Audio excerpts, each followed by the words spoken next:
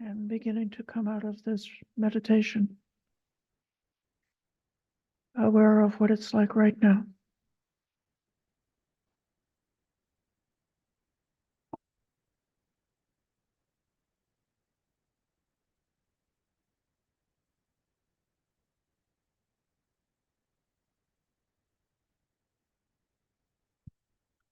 Dear friends, there's a third monumental event which we remember on this day, the Magha Puja day. And that is the occasion when the Buddha himself renounced or relinquished the life force and announced to the Sangha that he was going to only live for another 3 months.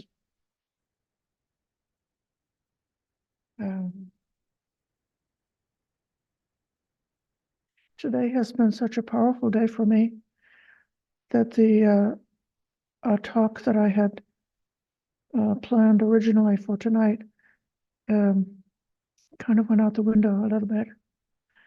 I'm just going to read you some passages out of this sutta. It's quite a long sutta. This is the Magha Parinibbana Sutta, number 16 in the long discourses of the Buddha, which describes the last 6 or 9 months of the Buddha's life. This sutta has many levels. At one level, it describes the human incidents of this time period in a way which is so realistic and so touching. It's like just having a window and seeing the real life of these human beings that were involved at the time. And then, so that's like a history. In another way, it's a different type of history. It's a kind of a political document, something that was compiled by the Banakas after the Buddha's death. And it seems that they were concerned about the welfare and long life and success of the Sangha, so that the teachings could be preserved for a long time. And so there are passages that are showing that the Buddha was, well, maybe this is also kind of human, isn't it? At the end of a person's lifetime, they may think about their legacy and put their affairs in order and talk to the family about what has been bequeathed to them, and maybe give some advice. But there is advice about that would serve for the success of the Sangha to be able to go on in harmony and success for a long while. And then there's a third element, which is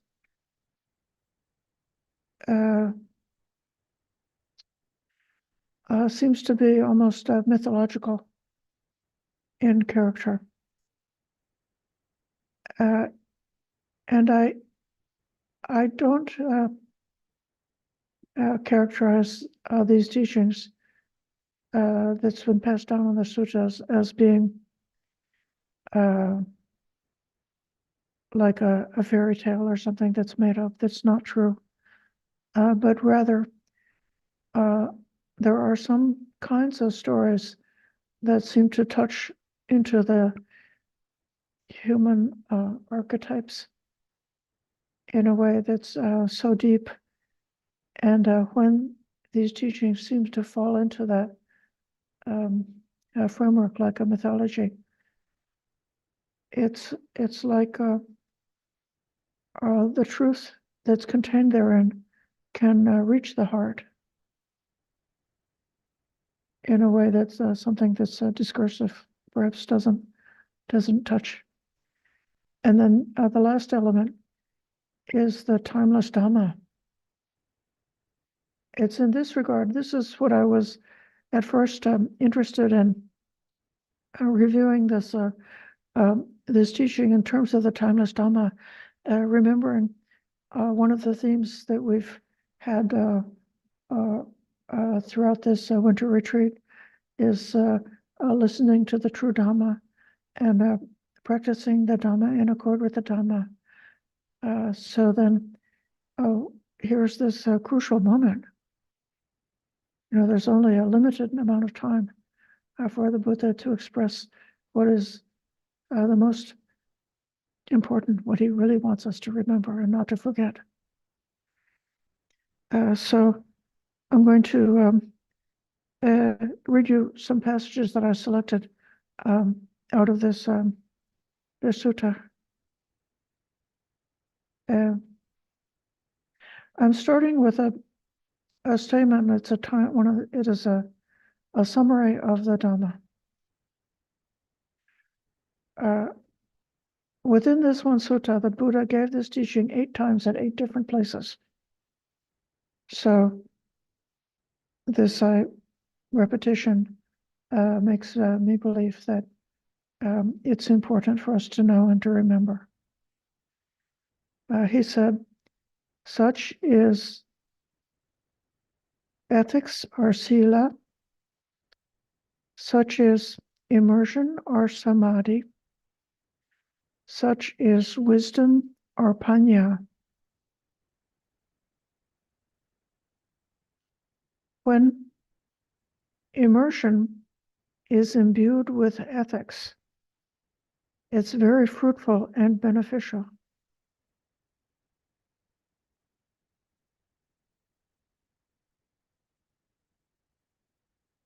What does this mean?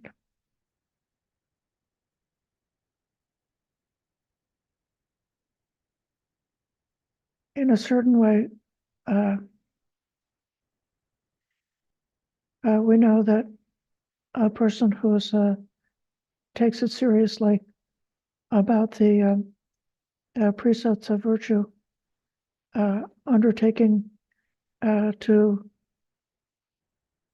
have such a clarity about these principles, so that they don't need to have a wavering and doubt in considering how to behave, how to think, and how to speak at any given moment. Instead, one may know others may kill, but I do not kill. So then if you have an opportunity to make a decision whether or not to kill, just remembering that is a kind of the precept is like a shortcut. You don't have to delve into philosophy every time. You can just remember that you have undertaken this. So, and likewise, or you could say that all of the ethics are founded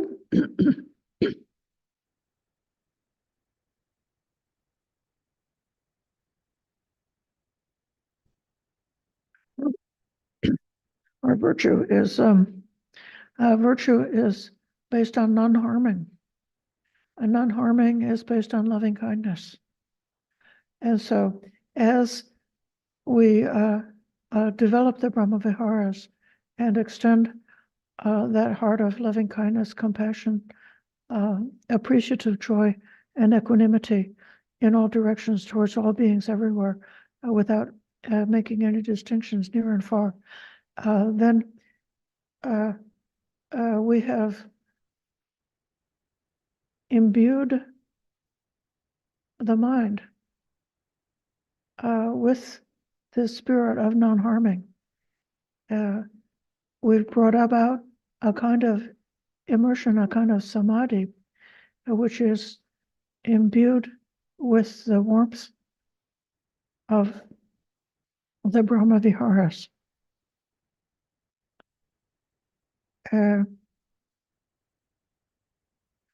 like the way a mother hen imbues her eggs with warmth by sitting on them. So be a good hen. Just take care of the egg. Develop this loving kindness and this a purity of the intention for non-harming. And let that intention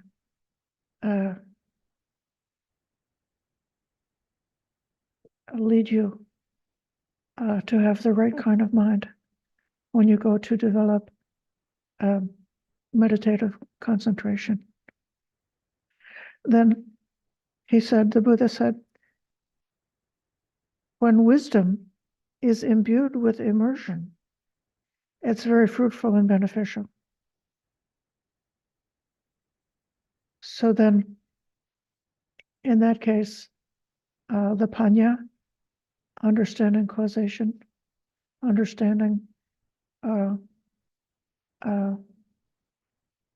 that all conditioned things which have the nature to arise also have the nature to cease.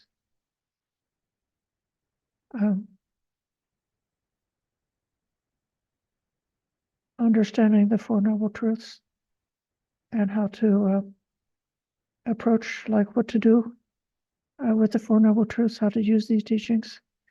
That's wisdom. But that wisdom can be fruitful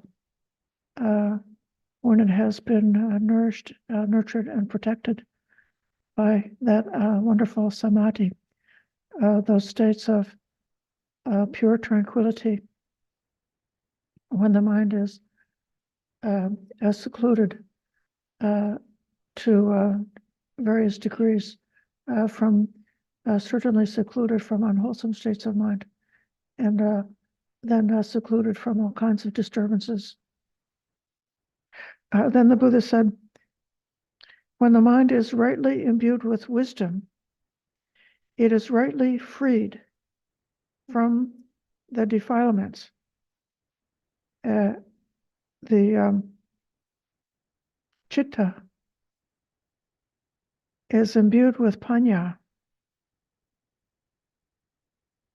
and then it has asavehi vimucchati.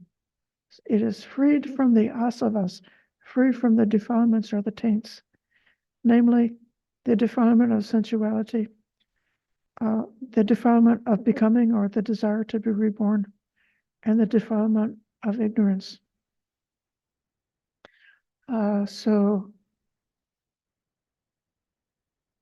as we practice the Eightfold Noble Path is often described in terms of the teaching of Sila, Samadhi, and Panya, and that Eightfold Path brings you right up to the gate, to the doorway, to liberation.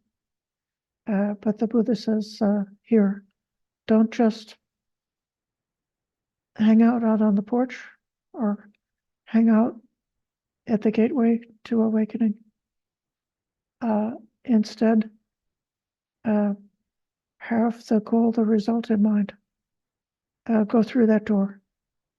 Come to the liberation from those three taints. So that's a timeless Dhamma. He said, because of not truly seeing the Four Noble Truths, we have transmigrated for a long time from one rebirth to the next. But now that these truths have been seen, the conduit to rebirth is eradicated. The root of suffering is cut off. Now there are no more future lives. And now here, the teaching is, in a way, shifting to the matter which we have before us in this sutta, which is the moment when the Buddha relinquishes the life force after having been born and reborn for how many countless eons. including, so many rebirths as a bodhisattva, developing the perfections, and preparing himself for this moment. Then this matter, as this is a claim that I made this afternoon, this matter of the end of life and death, which is part of the trap of birth and death, has been going on for a long time. But with this seeing that the bond of that trap is loosened.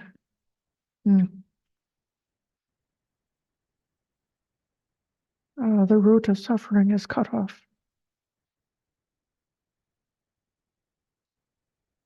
Okay, now here's, I think maybe I should pause for a moment and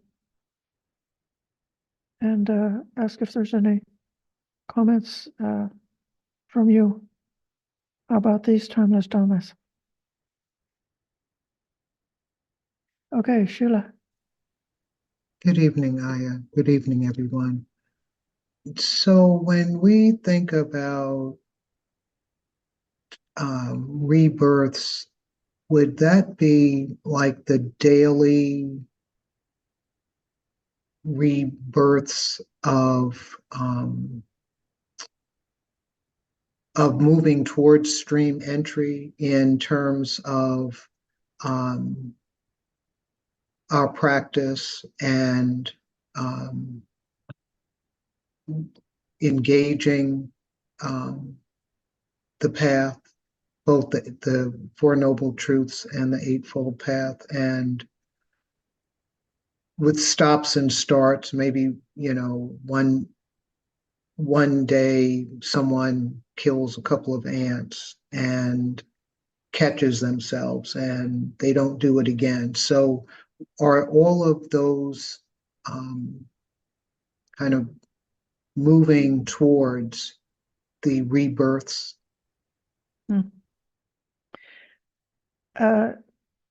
Yes.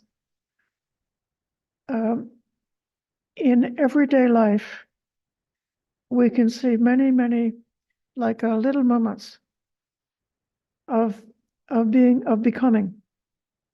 I think they usually describe it in terms of becoming, and they say like rebirth is actually when this lifespan is finished, and then going out of this lifespan to another lifespan. But there are many little cycles, like who you were before is not the same as you are anymore.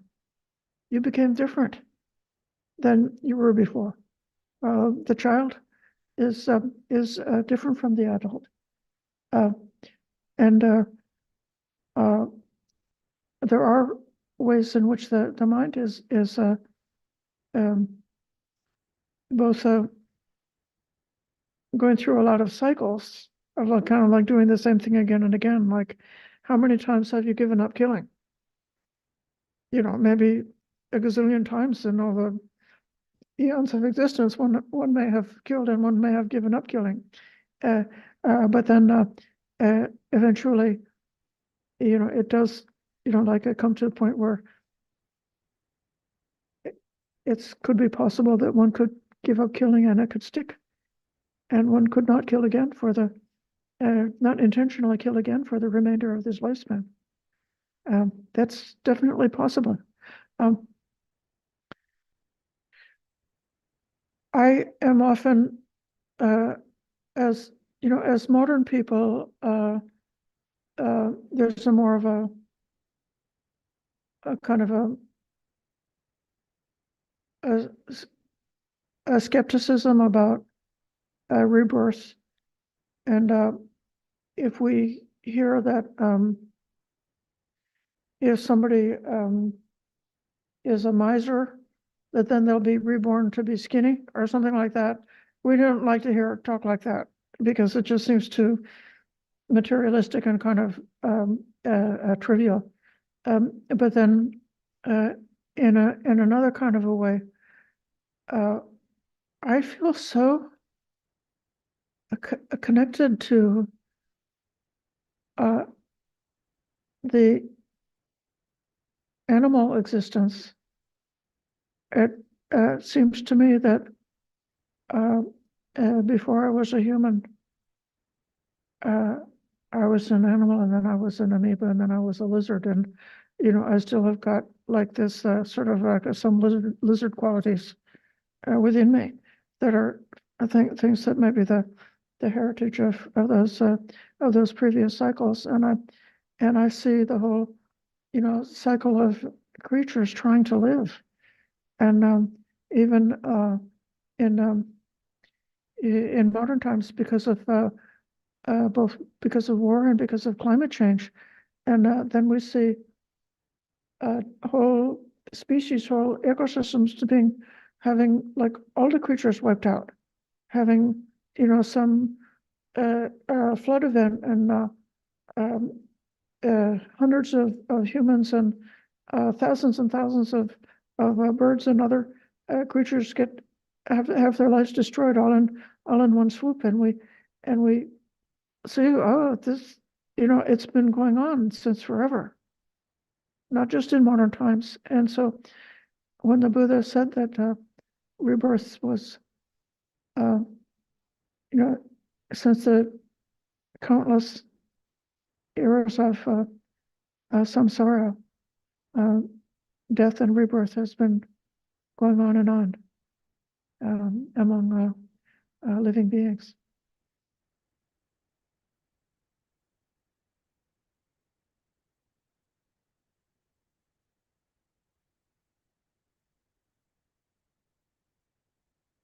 Elaine? Thank you. This day has been really powerful for me too. I'm wondering if I think one of the ayahs said the other day that it was okay to reflect while you're meditating. I'm not sure, but this kept going over and over in my mind. Um, what have I, what have I ignored for eons? I'm sorry, I'm going to lose my breath. What have I ignored for eons and eons? Beginnings and endings, life after life. And I kept thinking about that. And it tied in to a lot of your meditations on the body. And then I thought, you just mentioned I could have killed how many times. We don't like to think of that. But I thought, I think I finally got the no self. How could I be just this one thing? If I've killed, been a soldier, been a prophet, then that's kind of where I'm at. Yeah.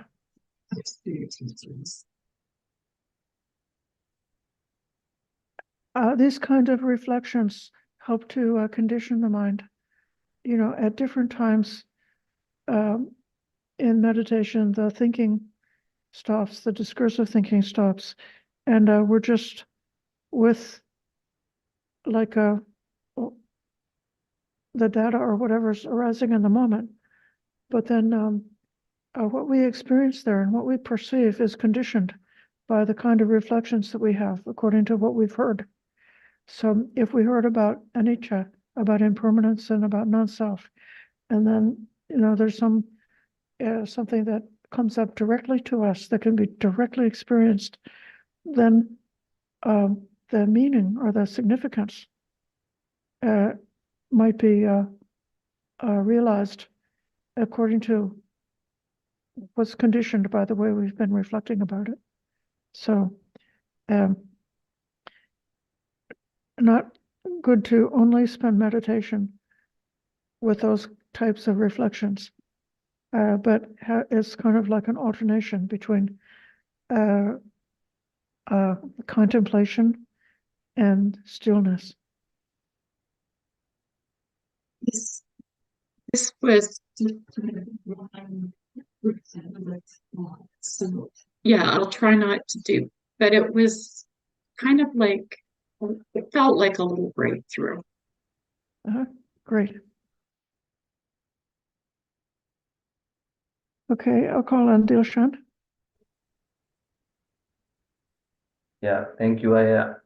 I kept hearing the word powerful, and as far as myself is concerned, it has indeed been a very powerful day because this is my first virtual Uposita program.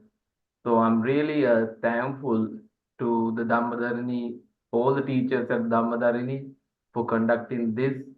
And I know that I accrued a lot of merits by participating in this Uposita Sila program. And, so as a layperson, it is customary that I recite a particular stanza in veneration of all teachers at Dhammadharani Monastery. So I would like to dedicate this stanza to Ayya Sobana, Ayya Kachana, Kachayana, and Ayya Brahmavara, and every single, teacher at Dhammadharani and RN Bodhi Hermitage. So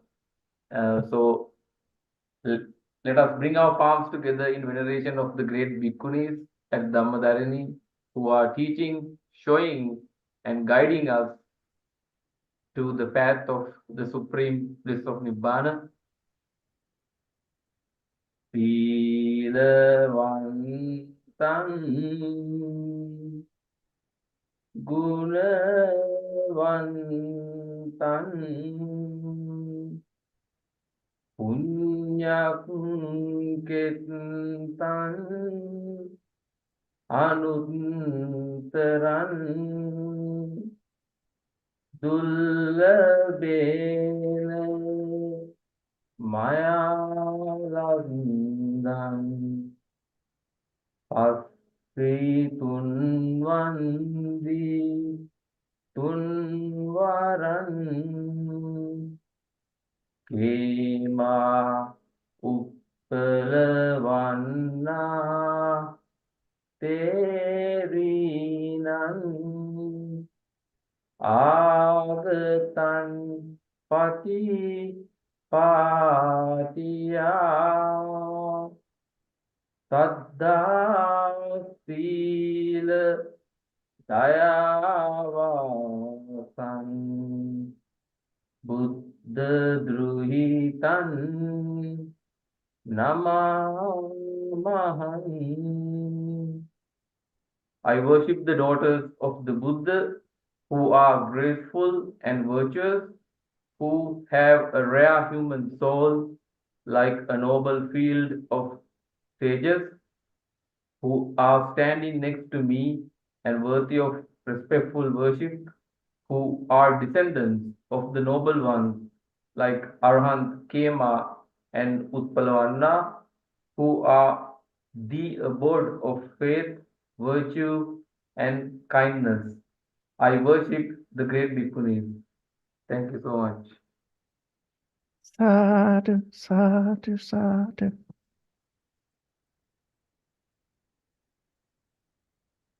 You made me feel that I was back in Sri Lanka. I knew you were probably familiar with it, but I wanted to uphold the Yes. tradition, we recite it, at the end of every, Sila program. So thank you so much for recognizing that. I'm going to go back and read a bit more from the sutta.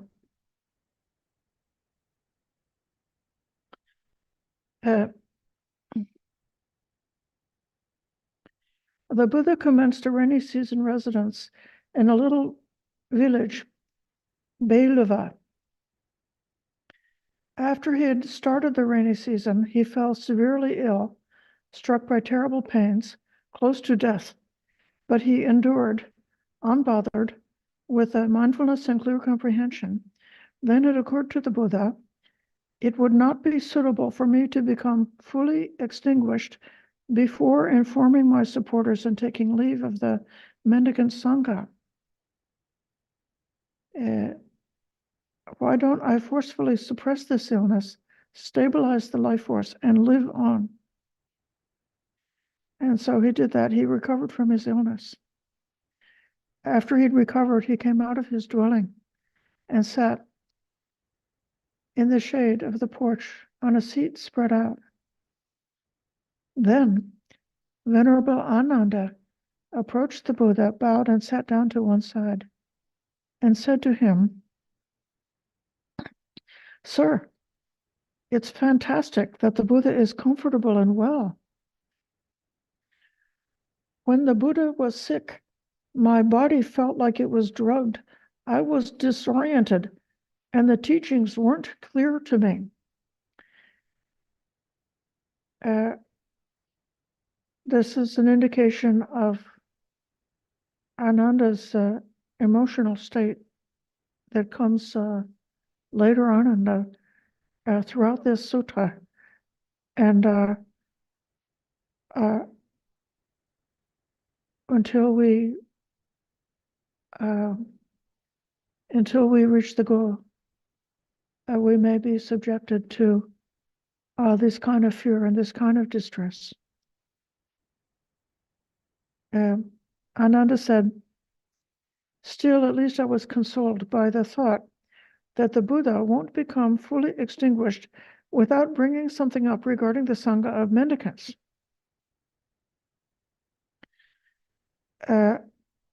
So he's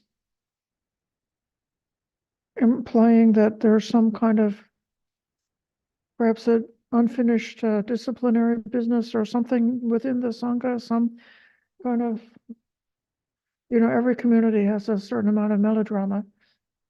And Ananda, like a needy child, is looking to the Buddha to continue being the caretaker, the caregiver, the babysitter of the Sangha.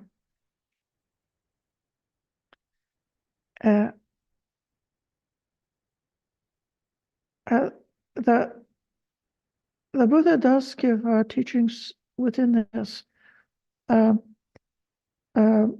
Determinations like sort of the final executive decisions as the leader of the Sangha. But at this moment, the Buddha's answer is, "What could the mendicant Sangha expect from me, Ananda? For 45 years, I have been teaching and supporting the community. I've taught the Dhamma without making any distinction between secret and public teachings, a principle not followed. This is a principle not followed by other schools that have secret teachings." The Buddha said, "The realized one doesn't have the closed fist of a teacher when it comes to the teachings. If there's anyone who thinks, 'I shall lead the mendicant Sangha,' then meaning that they would take over the Sangha after the Buddha's death. The realized one doesn't think like this.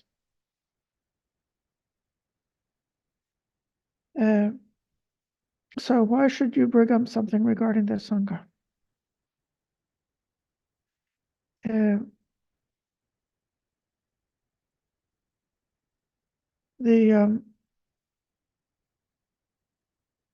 This is a subtle,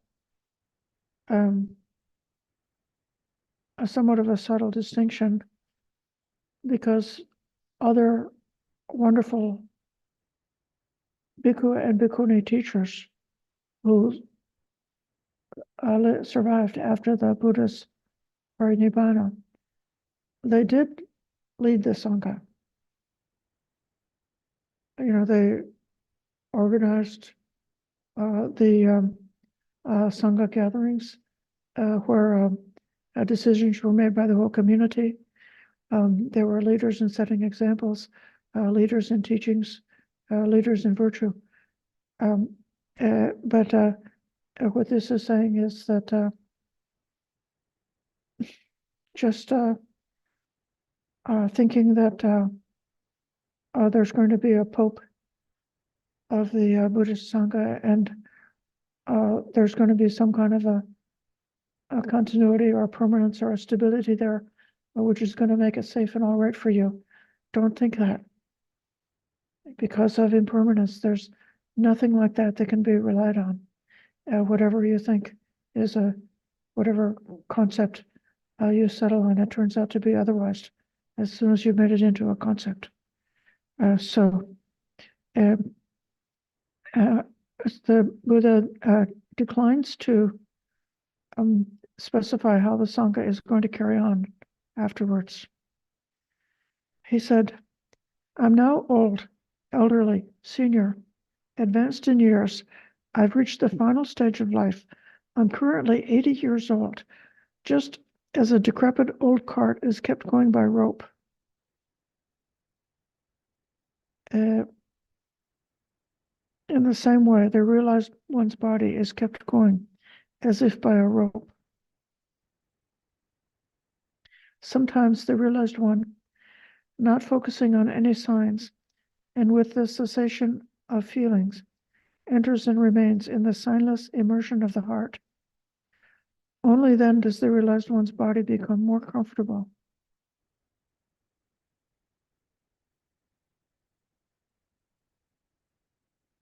And then here's a special teaching, which is both very particular to this moment and also the timeless Dhamma.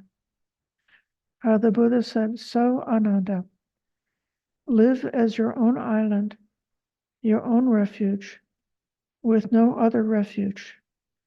Let the teaching be your island and your refuge, with no other refuge.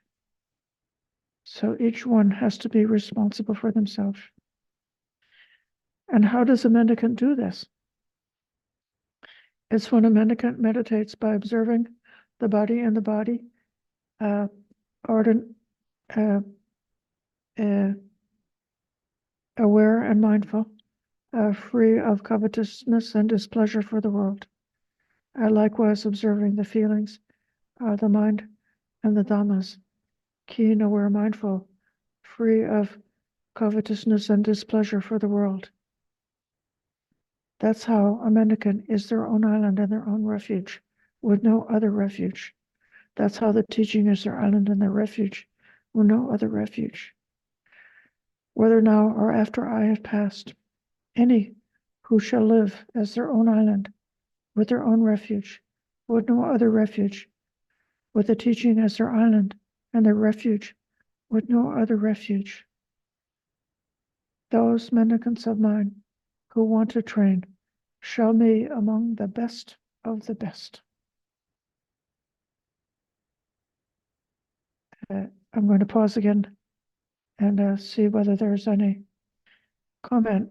Now, I think everyone in the room has heard of the 4 foundations of mindfulness and made the effort to practice in this way. The Buddha is telling you, yes, you can. You can practice in this way. You can be your own island, your own refuge. I'll call on Richard. Thank you, Aya. So this idea of the teacher having a closed fist means that he's hiding something so that the student, can't go beyond him. So he always remains the leader, and you can be a high-level student under him, but you can't learn that thing which would make you equal or beyond him.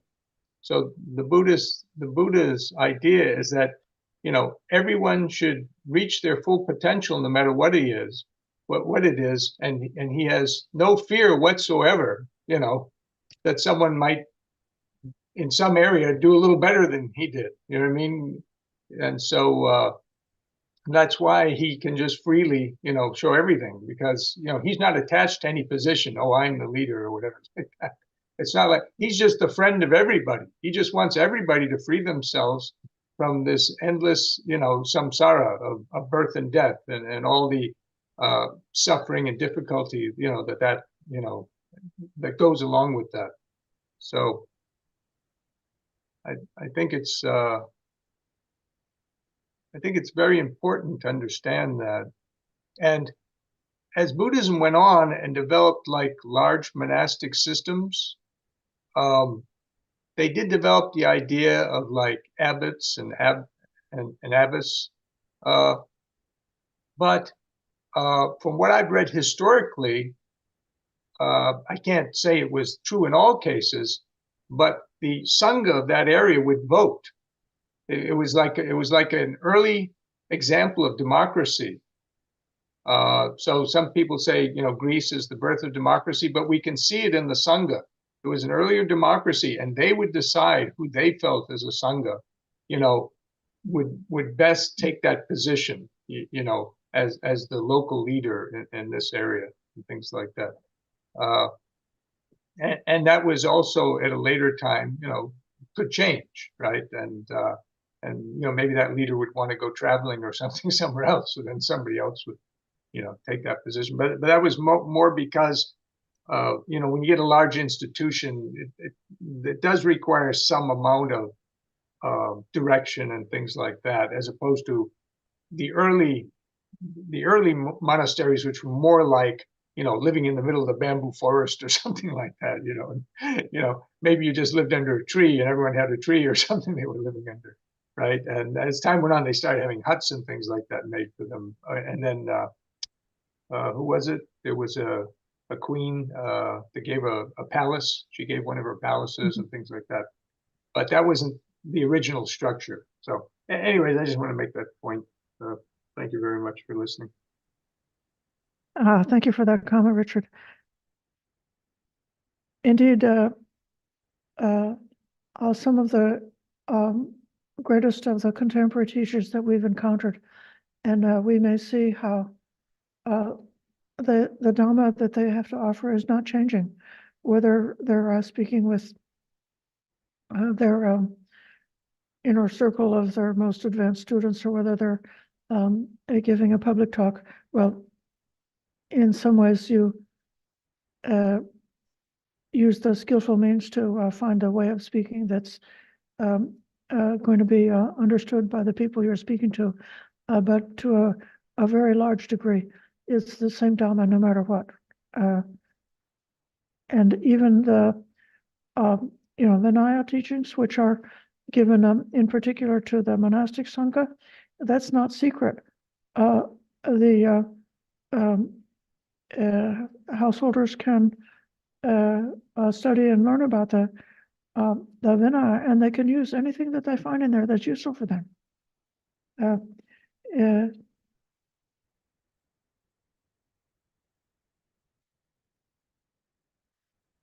As far as the question about leading or leadership, even within this sutta, there's another section that I'm not covering tonight about the principles to be followed by the Sangha.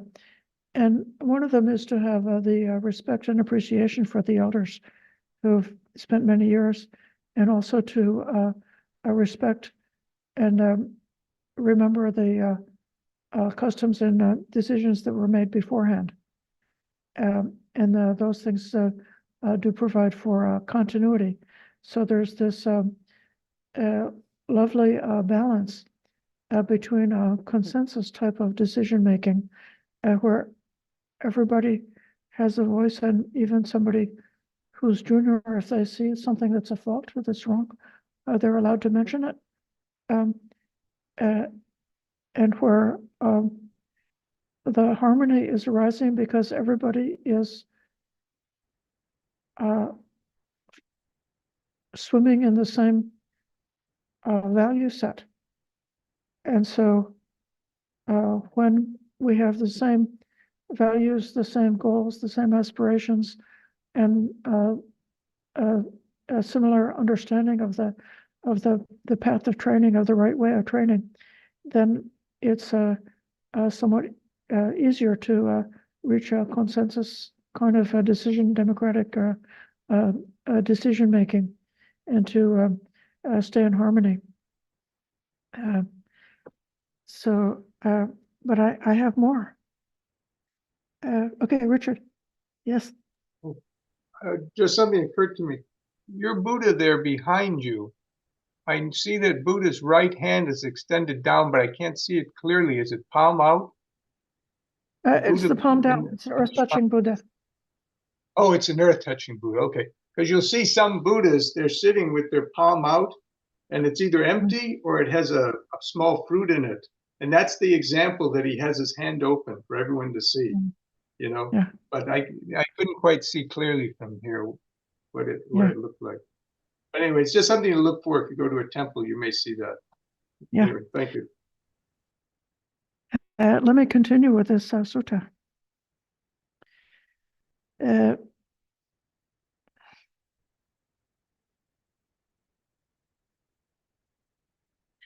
So the Buddha said that whoever's developed and cultivated the four bases of psychic power, made them a vehicle and basis, kept them up, consolidated them, and properly implemented them, may, if they wish, live for a full lifespan or what's left of it. This is the Pali word as a kappa, which is a period of time. It's sometimes translated as eon, or sometimes means a full lifespan. The point here is that the Buddha was merely 80 years old. He hadn't reached his full lifespan of 120. But even though he mentioned this, Ananda didn't get the hint. And even though the Buddha had dropped such an obvious hint, such a clear sign, he didn't beg the Buddha, "Sir, may the Blessed One please remain for the entire eon. May the Holy One please remain for the eon," or for the full lifespan of 120 years or whatever it may be. That would be for the welfare of people. So he didn't ask.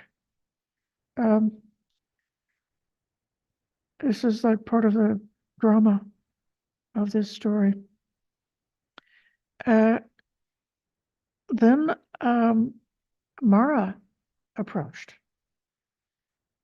and Mara made a different request. He said, "Venerable Sir, at the time of your original enlightenment, you made the vow that you would not pass away until you had established the fourfold sangha of bhikkhus, bhikkhunis, upasaka, upasika, that is male and female lay disciple, householder disciples, all of whom fully understand the true Dhamma taught by me and are able to practice it and realize it, able to teach, explain, and point it out."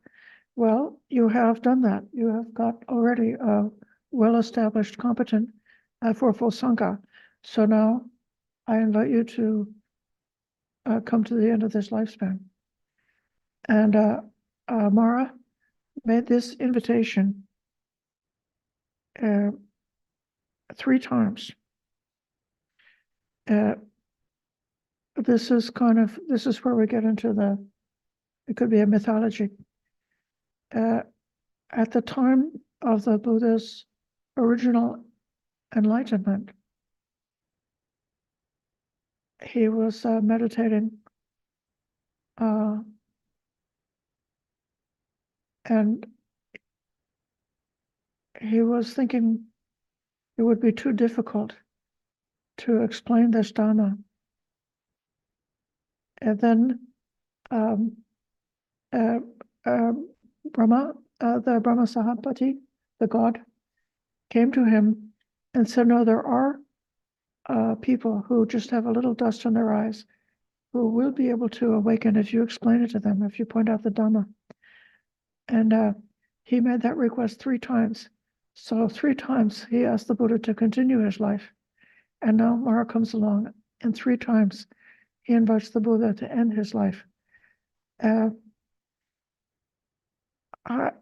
not sure that I'm able to pull out the significance that the Buddha wasn't just making these decisions by himself, but that there had to be this interaction, this invitation for him to take these major steps. In any case, the Buddha said, "Relax, wicked one. The final extinguishment of the realized one will be soon. 3 months from now, the realized one will finally be extinguished."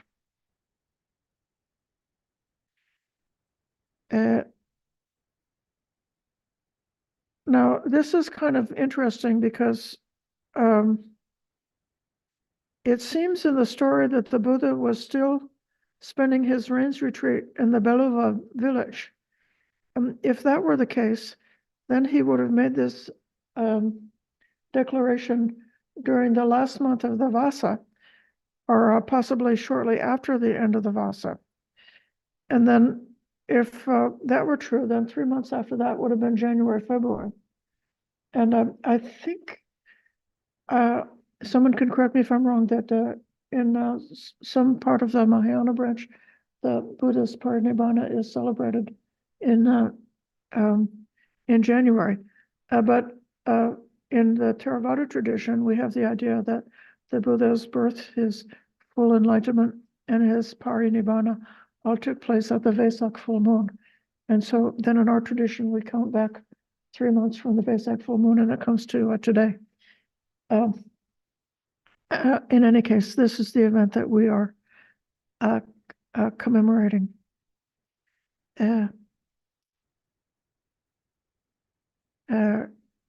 Right then, right by the Chapala tree shrine, mindful and aware, I surrendered the life force.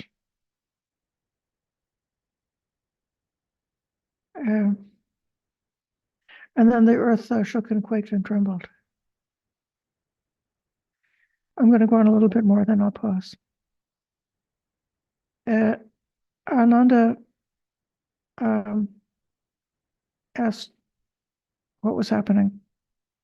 And the Buddha explained this to Ananda, that he had surrendered the life force. And then Venerable Ananda said to the Buddha, "Sir, may the Blessed One please remain for an eon. May the Holy One please remain for the eon. That would be for the welfare and happiness of the people, out of compassion for the world, for the benefit, welfare, happiness of gods and humans." The Buddha replied, "Enough, Ananda. Do not beg the realized one. Now is not the time to beg the realized one." And now here comes another timeless, powerful, timeless Dhamma, all the more potent because of coming in the context of this powerful, earth-shaking moment when Ananda, sort of on behalf of all of us who are mere humans who are not yet fully enlightened arahants, feeling the fear and the anxiety of separation from the Buddha. The Buddha said, did I not prepare you for this when I explained that we must be parted and separated from all we hold dear and beloved? How could it possibly be so that what is born, created, conditioned, and liable to wear out should not wear out? The realized one has discarded, eliminated, released, given up, relinquished, and surrendered the life force. He has categorically stated, the final extinguishment of the realized one will be soon. 3 months from now, the realized one will finally be extinguished. It is not possible for the realized one, for the sake of life, to take back the life force once it has been given up like that.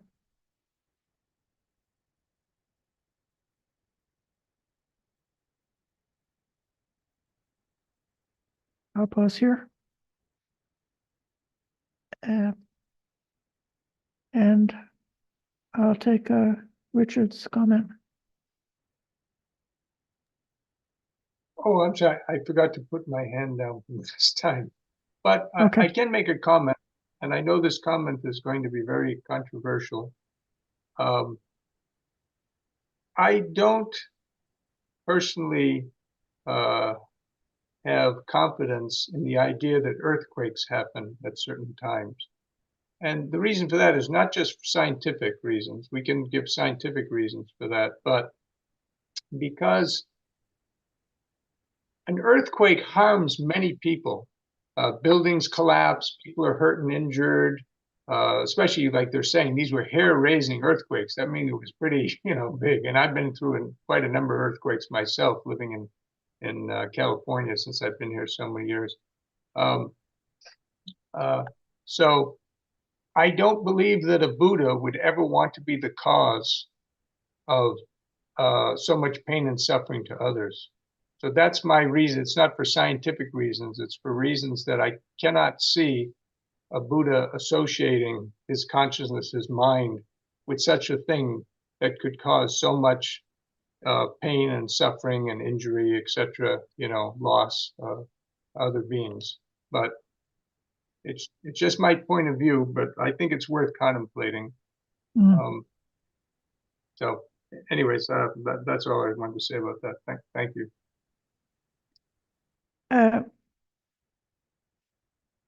It might be that, especially from the merely human perspective, one who is not prepared, that it seems like an earthquake. I can remember just about the time that I was first engaging with the Dhamma. My younger brother passed away from AIDS, and I was completely not psychologically, spiritually, or emotionally prepared for that event. During the time that he was ill, I spent many days and hours sitting with him, and I read the Lord of the Rings at that time, and all of the monumental, earth-shaking events that were in that story seemed to be like happening to my heart. It seemed like, just absolutely monumental to have a person who had been, my closest relative to be taken away at that time. So it could be that this is where some of the story elements do create some a level of meaning that can go directly to the heart, even if it may not be literally true. Sheila. Thank you, Aya. A similar thought came to me about perhaps the earthquake being a metaphor for an internal feeling, that upset that Ananda is speaking about in terms of the death of the Buddha, and just having taken refuge and lived the Dhamma, to have that close leader leave. And I know for myself, in I guess it must have been August of when was September 11th? Was that 2001, I guess? Yeah. So in August, I had what I felt was a personal upheaval, very, very difficult and very hard time for me. And by the time, and this was in August, and on September 11th,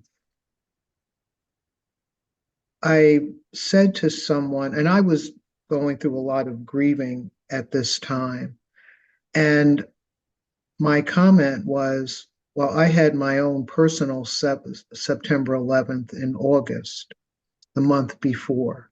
So that horrible upheaval was how I explained my own personal, that level of harm and pain and anguish was how I described what I was going through. So I thought of that with Ananda, with the illustration of the earthquake and it perhaps being a metaphor for internal feelings of loss of the Buddha. Thank you. So, and not only Ananda, but how many thousands and thousands of humans could have had the same distress at the same moment. So you could have had a sort of like a mass emotional event. And not only the humans, but the other sentient beings who were able to know and understand anything about who the Buddha was. And so here, the Buddha is giving,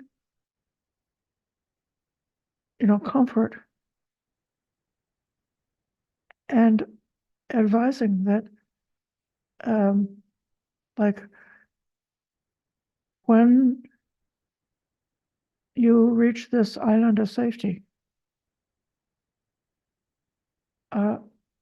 it will not always be necessary to have such upheaval and such distress. Even, in my own case, I noticed that a lot of the I'll say the unskillful, unwholesome, neurotic negativities that I had been building up over this lifetime, they kind of like all had to come out, and they all got to be experienced during that time of grief. And then subsequently, I experienced several other deaths of other members of my family and people who were close to me. And it was kind of a certain way that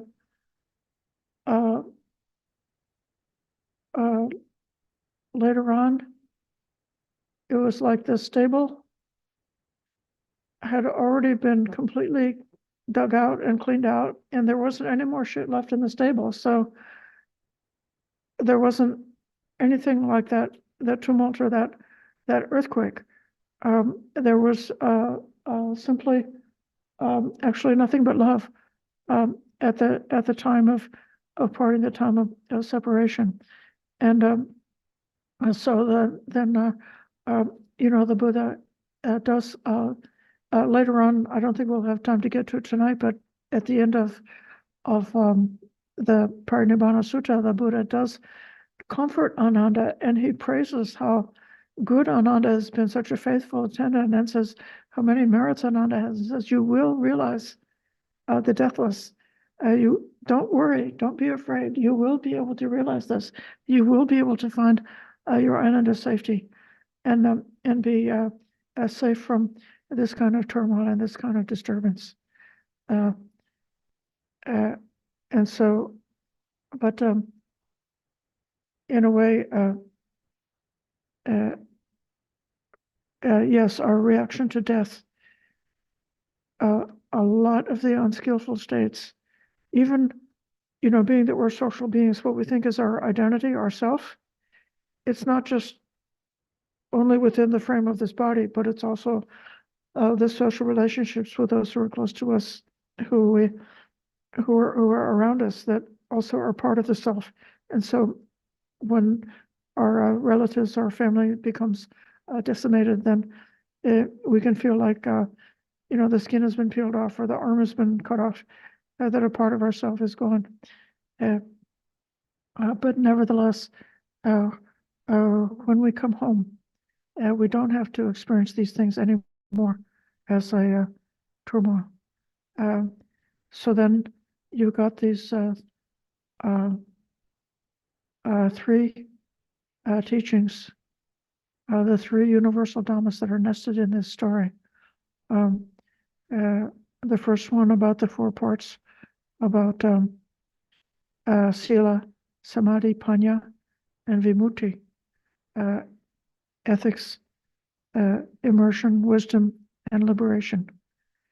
And then the second part about the Four Noble Truths and how the long cycle of samsara can be cut when we see the Four Noble Truths. And the third one about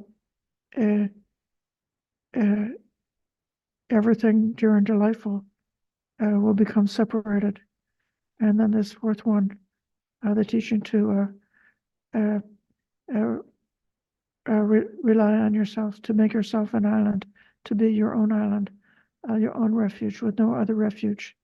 Let the Dhamma be the island, the refuge with no other refuge.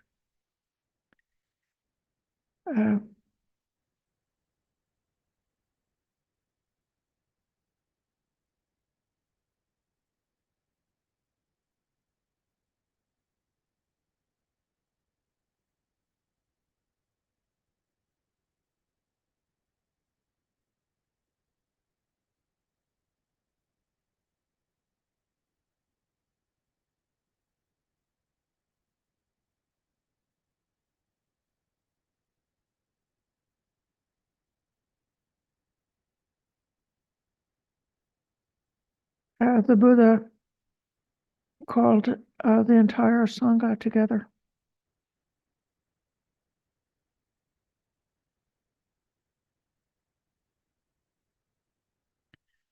And gave a further summary of his teachings. He went to the assembly hall and he said, bhikkhus, having carefully memorized those things I've taught you from my direct knowledge, you should cultivate, develop, make much of them, so that this spiritual practice may last a long time. That would be for the welfare and happiness of the people, out of compassion for the world, for the benefit, welfare, and happiness of gods and humans.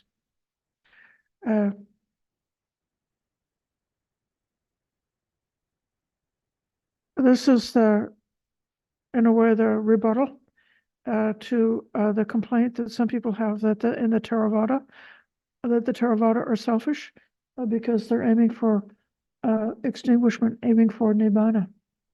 But even though each person is an island to take care of themselves, nevertheless, there are ways it's possible to harm another and it's possible to help another. There's one thing more than anything else that the Buddha pointed out, that is a way that a person can help another, they can help the world, they can help gods and humans. And that would be to carefully memorize the things the Buddha taught, cultivate, develop, make much of them, and then realize them. And this is for the welfare and happiness of the whole world. And then he said, what are those things I've taught? 4 kinds of mindfulness, 4 right efforts, 4 bases of psychic power, 5 faculties, 5 powers, 7 awakening factors, and the Noble Eightfold Path. These are the sets of practices, later called the 37 Bodhiapakya Dhamma, the wings to awakening. These are the things I have taught. Having carefully memorized them, you should cultivate them, develop them, make much of them, so that this spiritual practice may last a long time for the welfare and benefit of humans. And then he made his last statement. And this was still 3 months before when he went for his final Parinibbana. So this is still part of what we commemorate today.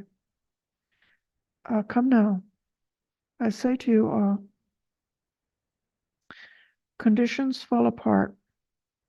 Persist with diligence.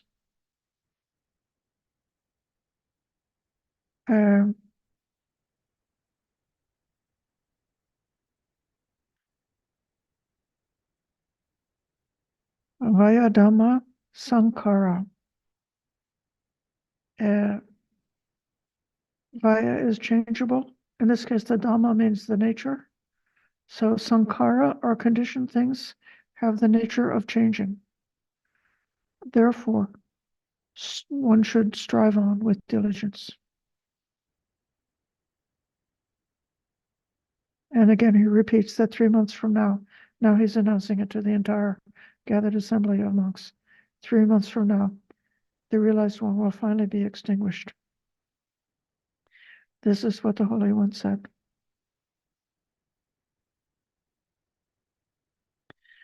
I've reached a ripe old age. Little of my life is left. Having given it up, I'll depart. I've made a refuge for myself, diligent and mindful. Be of good virtues mendicants, with well settled thoughts. Take good care of your minds. Whoever meditates diligently in this teaching and training gives up the transmigration through the round of rebirths.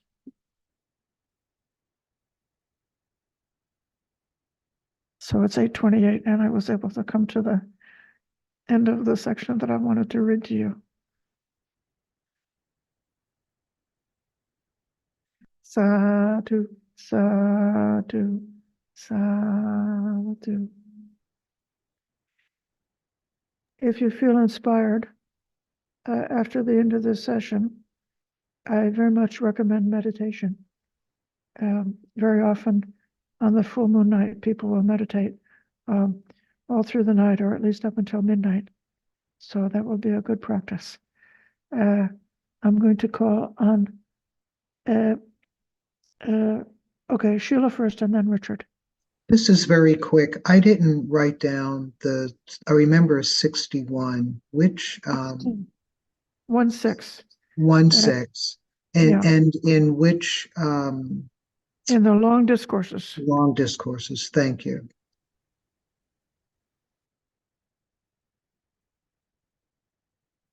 Richard. Oh, it said in the email that the session was going to go until 9 tonight. I'm not saying you have to, but I know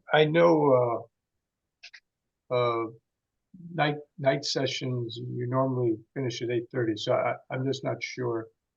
If you have a few moments, I have a few comments. I have all kinds of time.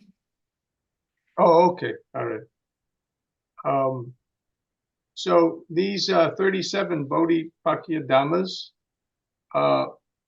when the Buddha was about 60 years old, Naganta Nataputta passed away, and that fact was brought to Ananda's attention, and Ananda said, let's go and tell the Buddha about it. And they also reported to him that the Jain Sangha had divided in two, and they were arguing over what was the teaching. And the Buddha said, yes, this is when, the teaching is not well formulated, by one. This is what's going to happen. And then he asked Nanda, are there even any two of my disciples who disagree on these 37 Bodhipakkya Dhammas? And Ananda said no. And he says, okay, then fine. So you can see, even in this last sutta, that's like the last thing Buddha's bringing up, right? And he told Ananda that, because, if there's no argument about this, then the Sangha is going to keep going. It lasts a long time. Now, I would like to bring up something connected with this, which is, many people wonder, why did the Buddha and Mahavir never meet? Now, Mahavir is the famous name we know the Jain leader by. Well, if you look at, and I know it's controversial about what are the birth and death dates of these individuals, but I personally believe Mahavir was born in 599 BC, and the Buddha was born in 563. This makes them 36 years different in age. Now, I can't go through all the specifics, but Mahavir, when he finally left home, it took him 12 years to become, according to his system, an enlightened being.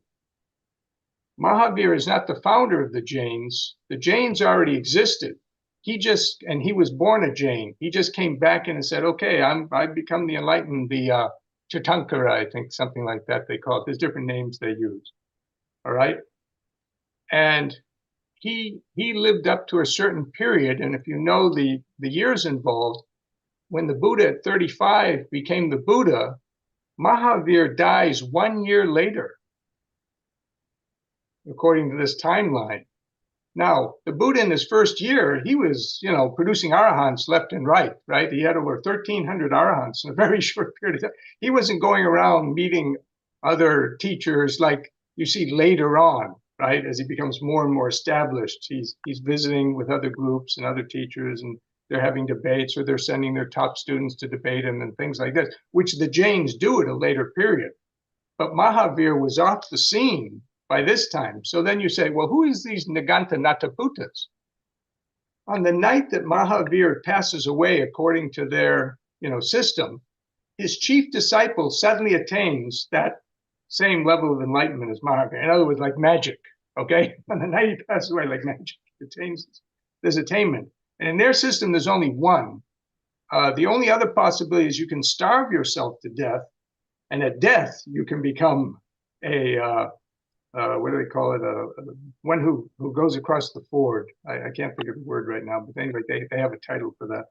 So, but in terms of a representative here for the assembly, there's only one, right? Now, he lives 12 years, okay?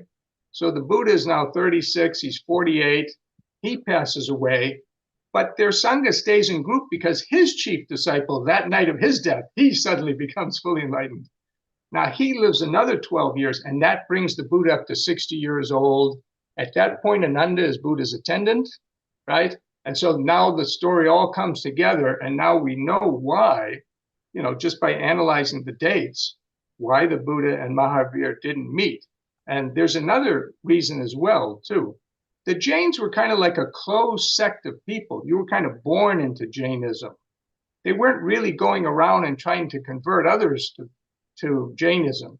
There was an attempt to try to change the Buddha's mind because the Buddha was actually converting many Jains to Buddhism. So they were trying to, well, maybe if we could defeat him or something, this would stop this, this loss of followers and things like that.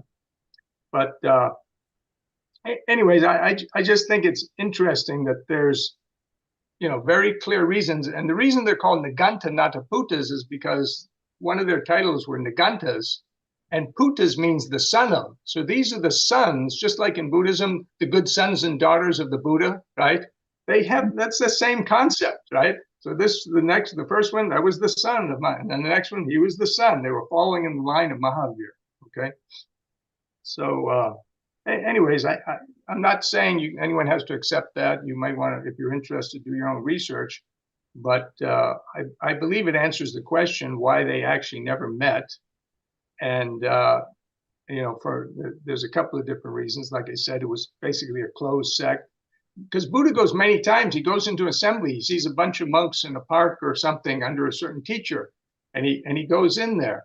Now, he doesn't go in there and say, oh, I'm the world honored one, everyone now listen to me. No, he goes in there, and the first thing he says is, oh, what was that discussion you guys were having just a few minutes ago before I arrived? Because a lot of times they see him coming, they say, okay, everyone quiet down. The Buddha and his disciples, they like quiet, so we're quiet. Maybe he'll come and join our group, right?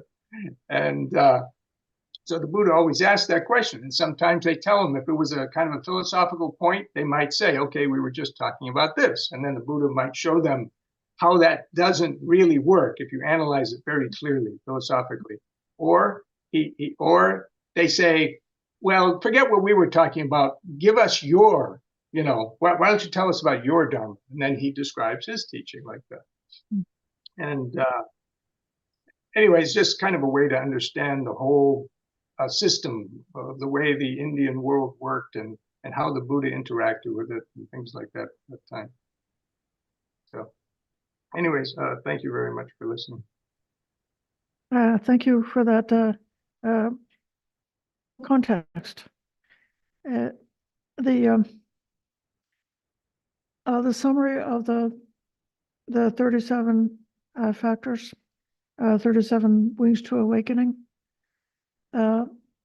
we see very clearly, and that, and in many other teachings, the concern to make the Dhamma have a structure that's kind of like sturdy and attainable, something that it is possible to memorize, and there is a progression of a set of different teachings, different practices, things that one is able to do even when your own wisdom and discipline are not yet perfect or that well developed at all. Nevertheless, one can try to be mindful, practice the foundations of mindfulness and so forth. And it's kind of amazing because the essence of this Dhamma that the Buddha realized in what he was teaching was very profound, difficult to fully realize and fully understand.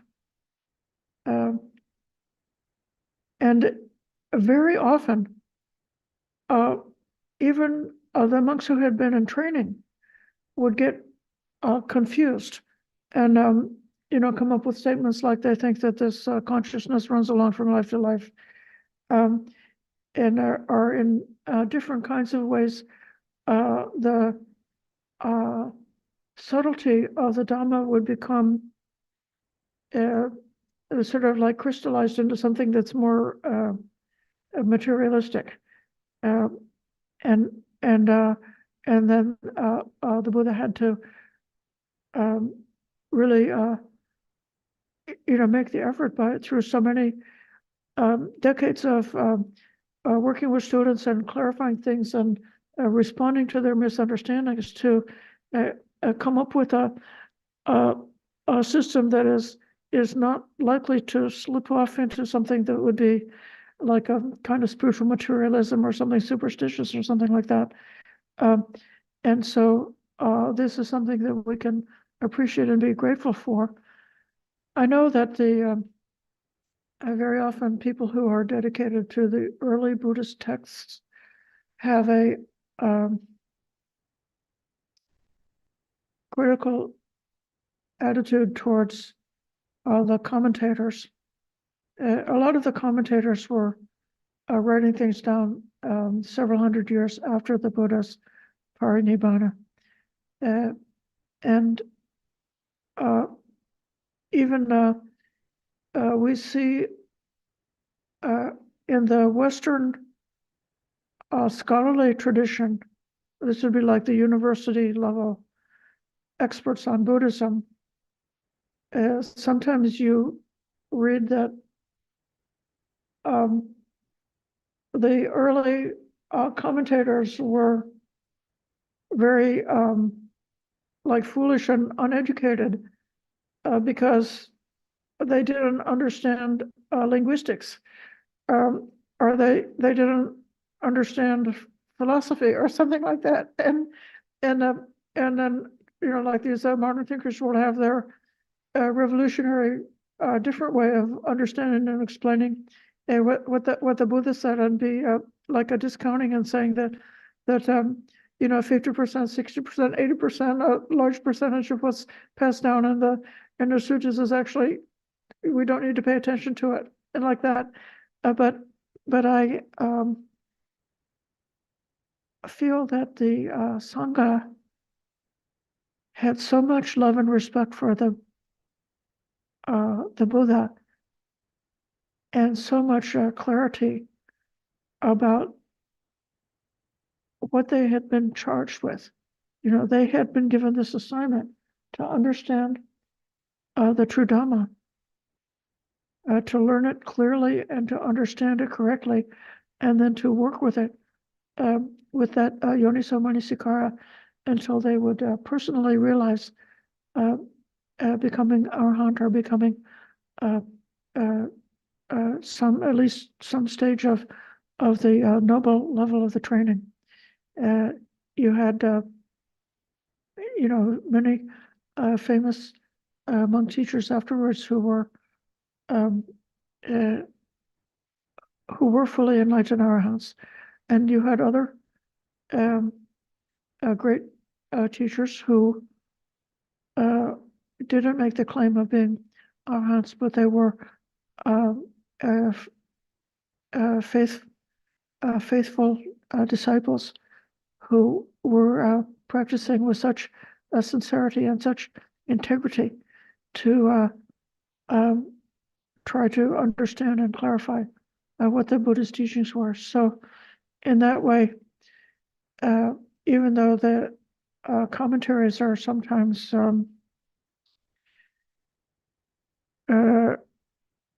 difficult to understand, like what's the point of some of the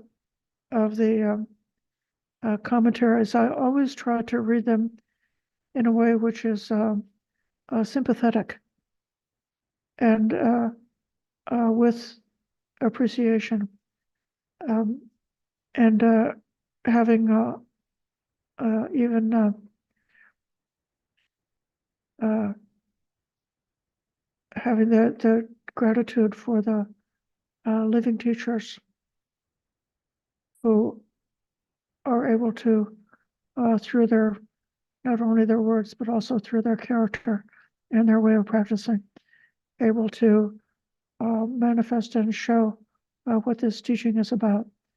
And so that's my answer to that. And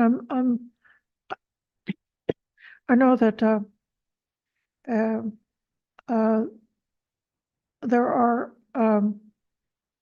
certainly things in the suttas that can't possibly be right. Things that were preserved in the suttas, because this thing and that thing, both of them cannot both be true at the same time. And so then we may attribute that to in the subsequent generations when the teachings were being remembered and carried down. Well, when a person has their stream entry and has their realization, what they realize may in part be conditioned by their education, their culture, all kinds of different factors. And so some aspect of the training, maybe what's really alive for them, what is really developed, and some other aspect of the original training may be like not alive to them or not visible, not something that they're able to so clearly see. So some of the subsequent generations perhaps saw part of the picture, but they didn't see the whole picture. And nevertheless, reading these old stories with in a kind of a sympathetic reading, this afternoon when Sariputta requested Asaji to give the teaching in brief, he asked for the atta. Atta means the meaning, and the atta is not just the details of the text or what you memorize, but the atta is like, what's it good for? What are all these words and concepts good for? How can I use them to come to the end of suffering, to come to realization? And so that's again how I feel is another part of the sympathetic way of reading and taking on board all of these old stories, the teachings, the things, and especially the things that the Buddha said again and again. Those were the ones that he wanted to emphasize, and those are the ones that the tradition finds to be the most meaningful and most beneficial.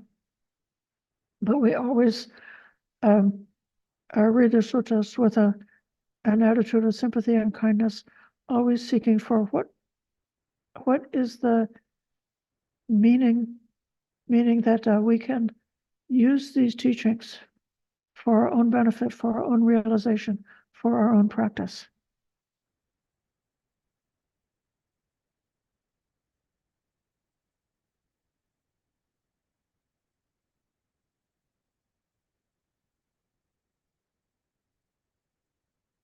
Richard.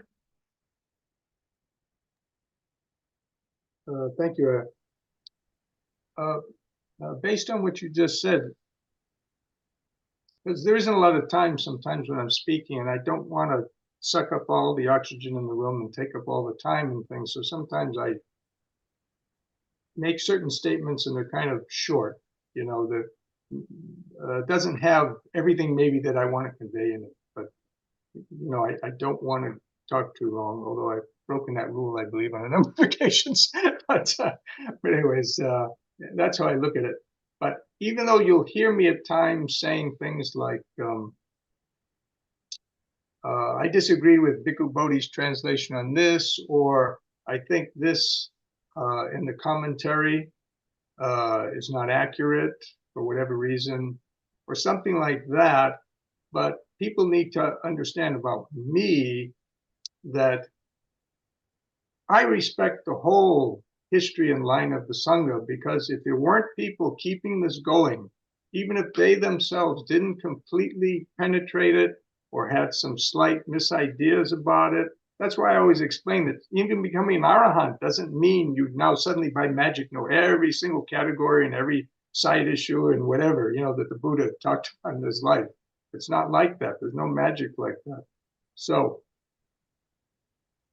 all the people that came before, no matter who it was, they kept this teaching going so that I could, and you can all, have it for you today.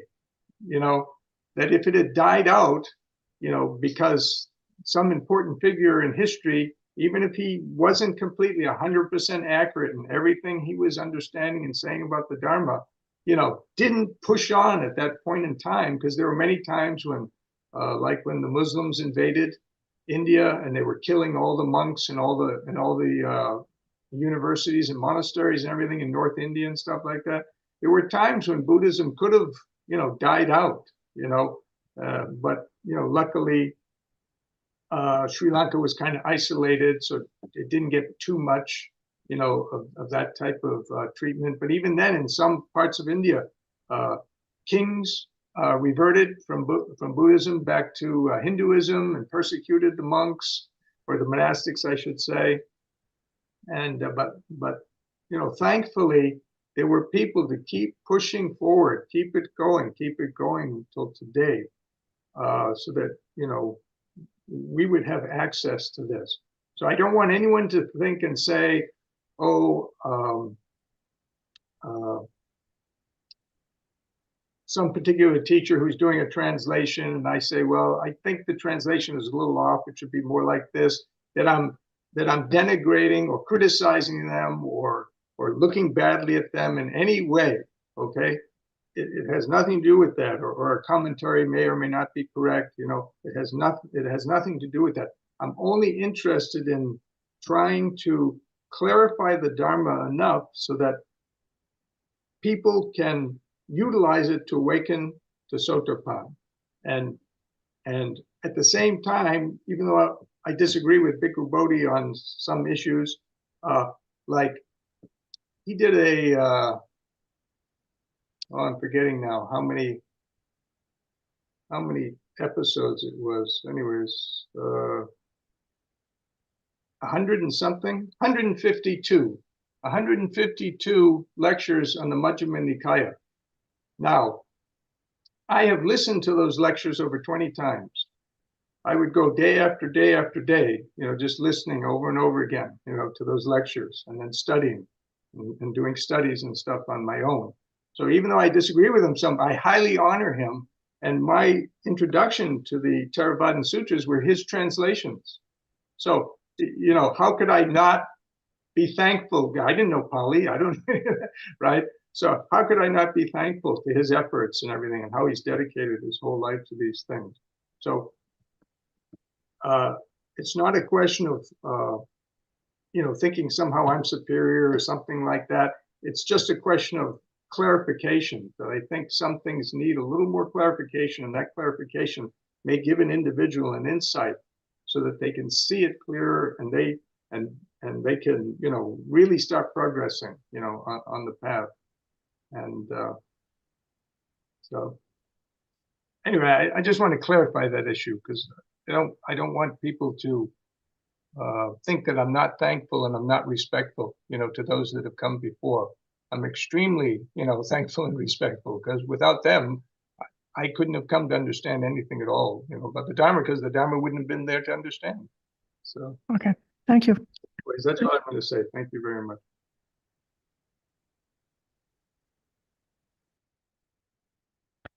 Well, we've had this very rich and wonderful day, and circling back to my suggestion, if you would like to stretch your body to be comfortable, and then I very much welcome anybody who would like to continue practicing meditation on your own a little bit longer. And then perhaps some of these profound words that have been read out today will sink into the heart and become meaningful, something that you can use. Okay, Sa. Thank you, Aya. And I thought you mentioned applying this to our life, and I thought I would ask you if you have any advice or instructions for me. This could be off a little bit, but it is it is always relevant. Everything kind of overlaps with this practice. So I'll ask, I noticed when I'm out in the world, I'm still in a big city, and I wish to practice. I see a lot of, most people, I'm guessing, are not practicing any of this.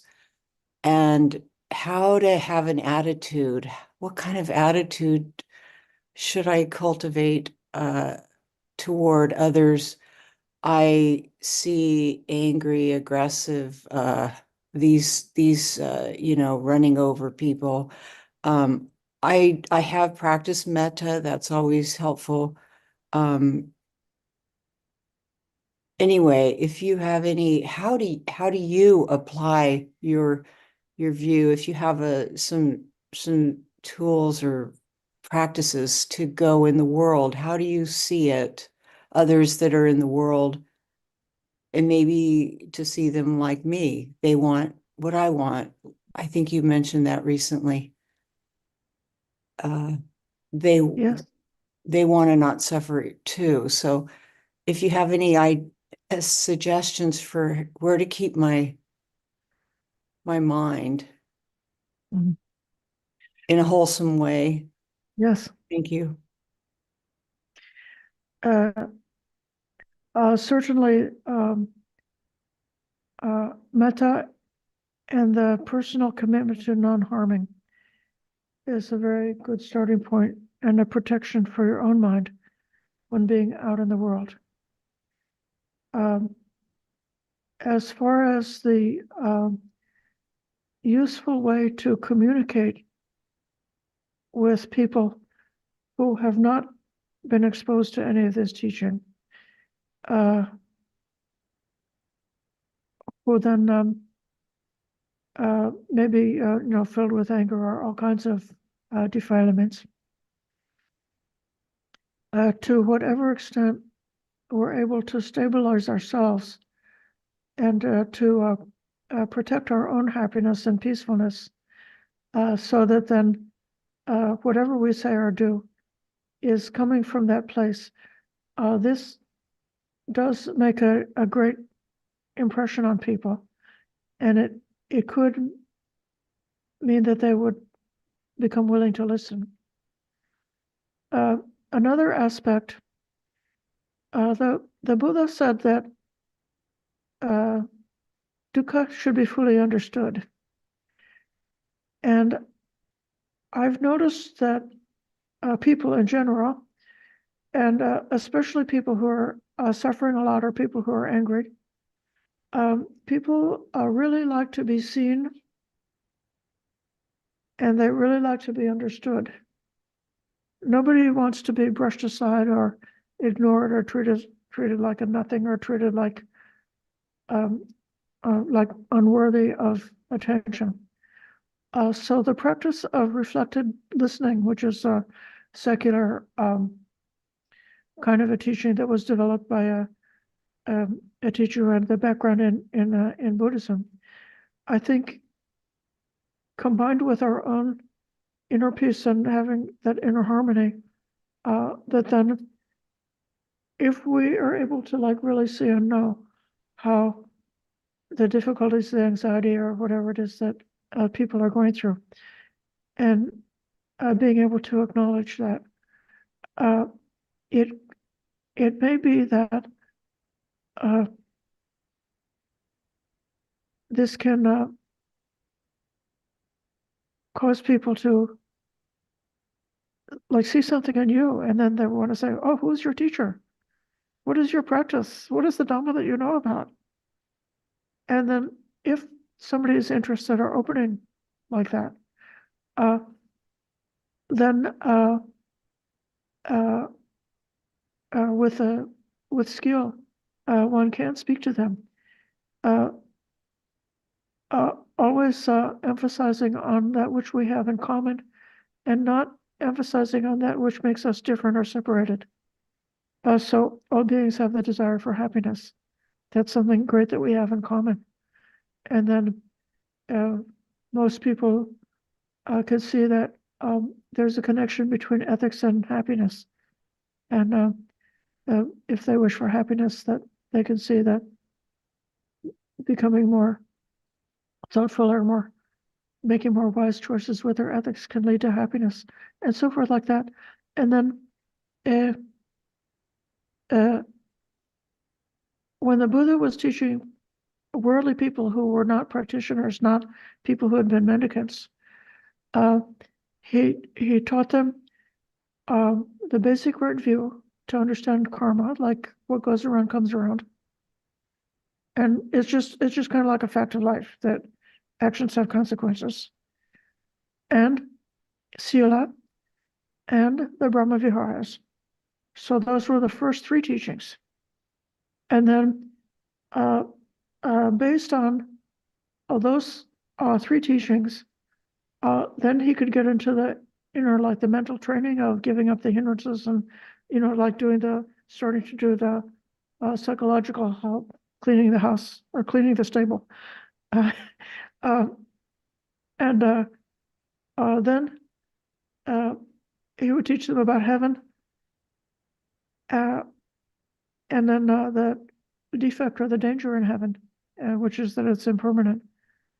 And then the person will be ready to hear about the Four Noble Truths. So I don't recommend starting off necessarily at the deep end when you're speaking to somebody who's not a Buddhist, who doesn't have any of this training. But the beginning of the training is very universal and is a basis. And if you got something, and if you are kind like that, then people may like to listen, or you may be able to, you may not even know what an impact you're having through your peacefulness and your kindness as you interact with all those people out in the world. I thank you, Aya. I see that this could be a bigger question than I thought, and I appreciate so much wisdom you shared. Thank you so much. I got the first two are huge. The first few words you said are very helpful, and all the rest was icing on the cake.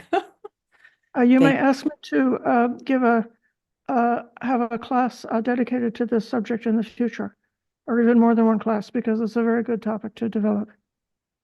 Thank you. Yes, I think protecting my peace, like and myself makes sense.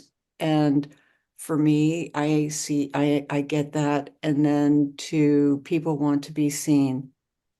And I've been like pushing that away, but I can do that. I can open up if I'm protecting myself, I can I can go there. So thank you. Right. Thank you. Sorry for And the long question. Yeah, Dilshan, I'm going to let you be the last comment for tonight. Thank you so much, Aya, for your generosity. So I have a bit of a Dhamma question. Now, say some lay people I know have a bit of a, how can I say, they sort of refrain from passing merits to the deceased in their family by saying the prayer idamme nyati yang hotu, because they have a fear that the dead person will be attracted to their house and cause them problems in case they are in the bad place. So they only say this prayer when they are at a temple or at a monastery. Could you please explain to me if that is a true or false belief? Does the place at which you say this prayer after you have worshipped the Buddha really matter? That's my question. Thank you.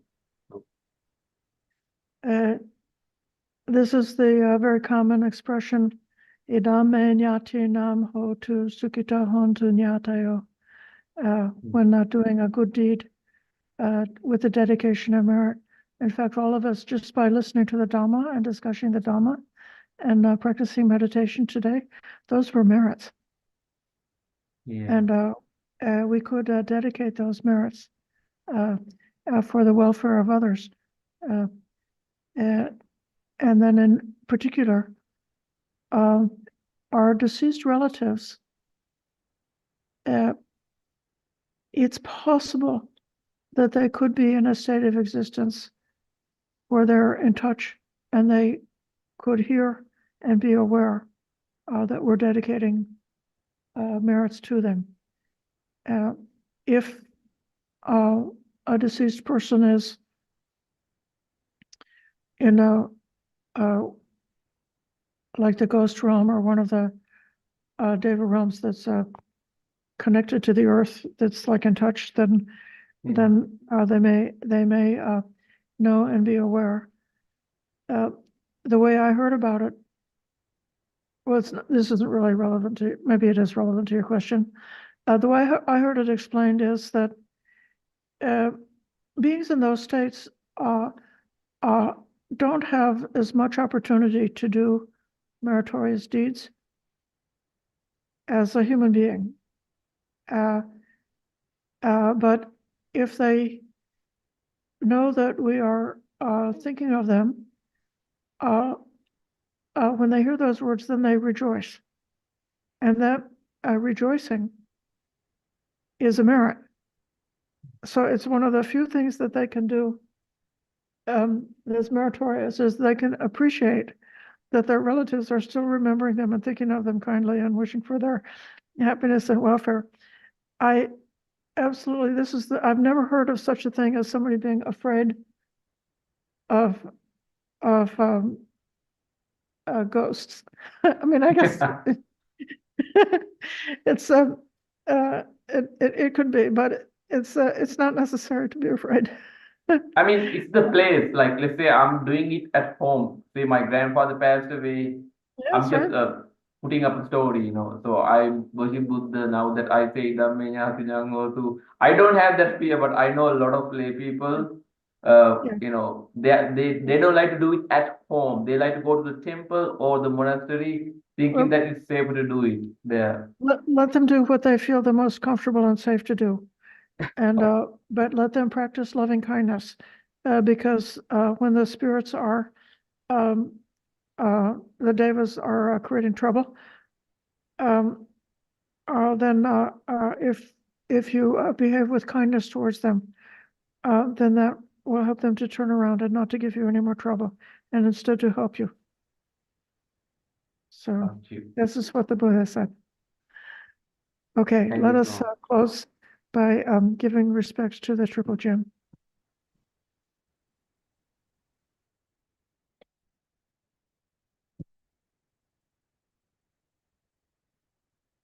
Aram Samma Sambuddho Bhagava Buddhang Bhagavantam Abhivademi Savakato Bhagavata Dhammo Dhamman Namasami Supatipanno Bhagavato Savaka Sangho Sangham Namami.